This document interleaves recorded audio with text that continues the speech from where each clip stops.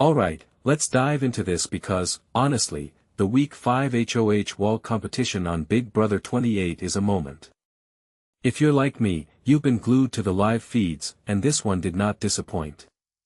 But before we get into the winner, yes, we'll get there, let's talk about why this competition is such a big deal. The wall comp is basically the endurance Olympics of Big Brother. It's not just about physical strength, it's about mental toughness, strategy, and, let's be real, a bit of luck. House guests are literally clinging to a wall while getting blasted with water, slime, and who knows what else. It's chaotic, it's dramatic, and it's fascinating to watch.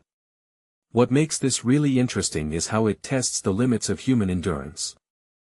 I mean, think about it, standing on a narrow ledge for hours while your body is screaming at you to quit? That's next level.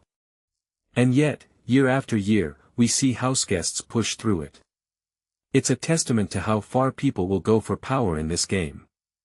Now, let's talk about the context here. Lyric just got evicted, and if you've been following along, you know she was a wild card. Her exit interview with Julie Chinmunvez was chef's kiss. She didn't hold back, calling out Drew and Barrett as her targets and basically saying she knew she was up against a six-person alliance. Personally, I think Lyric's strategy was bold, but it also painted a target on her back. The fact that she went out swinging, though.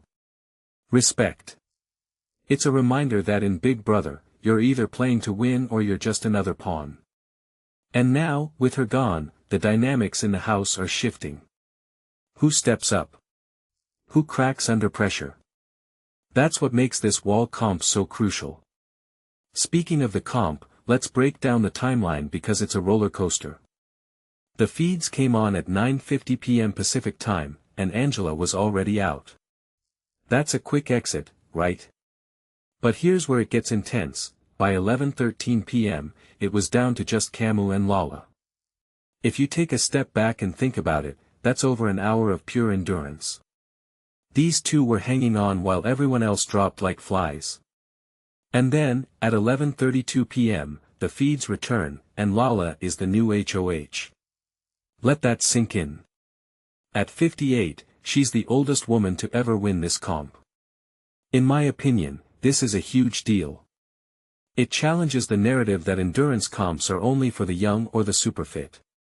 Lala just proved that experience, determination, and maybe a bit of grit can outlast raw physicality. What this really suggests is that age and wisdom can be just as powerful as youth and strength in this game. But let's zoom out for a second. The wall comp has been a staple since season 10, and it's become one of those iconic challenges that fans look forward to every year. The longest one ever. Season 14, where Danielle Murphy lasted 3 hours and 16 minutes.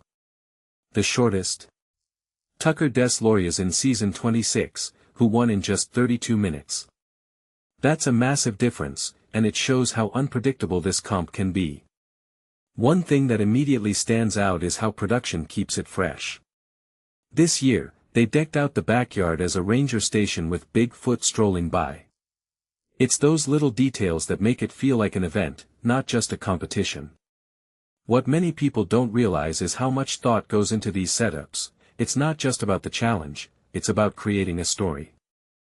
So, what does Lala's win mean for the game? Personally, I think it shakes things up.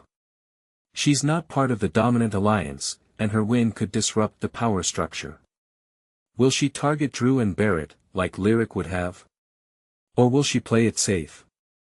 This raises a deeper question: how much does winning HOH actually benefit you in the long run?